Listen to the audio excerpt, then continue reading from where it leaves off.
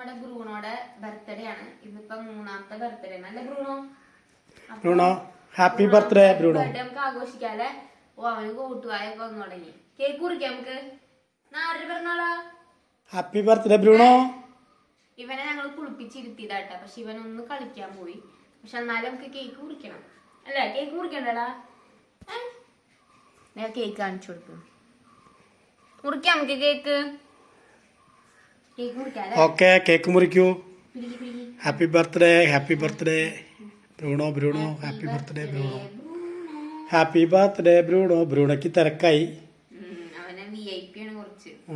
ചേച്ചി തരും ചേച്ചി തരും. നമ്മള് മധുരം ഇത്തിരി കൊടുക്കണുള്ളൂ പേരിന്. അങ്ങനെ കേക്ക് തിന്ന് ബർത്ത്ഡേ ആഘോഷിക്കാണ്. ഇത്ര മതിട്ടോ. നിനക്ക് മധുരം കഴിക്കാൻ പാടില്ല.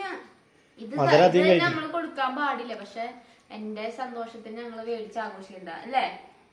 ഇനി നമ്മള് സദ്യ കഴിച്ചു അല്ലേ ബ്രൂണോ? ഇത്ര മതിട്ടാ. മധുരം കഴിക്കാൻ പാടില്ല നിനക്ക് അല്ലേ? സന്തോഷായി ബ്രൂണോ.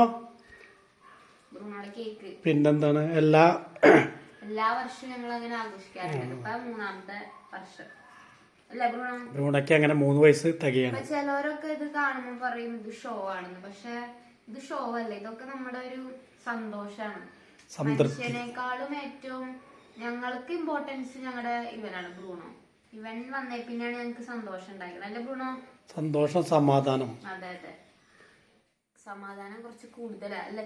അതെ സമാധാനത്തിന്റെ സന്തോഷത്തിന്റെ പ്രതീകമാണ് നമ്മുടെ ബ്രൂണോ. ലക്കിക്ക് കൊടുക്കണ്ടേ? കൂട്ടുകാരനോട് കണ്ടോ ഒരു പീസ്? ലക്കി കൂട്ടുകാരനല്ലോ. ലക്കിന്റെ അനിയനാണ്.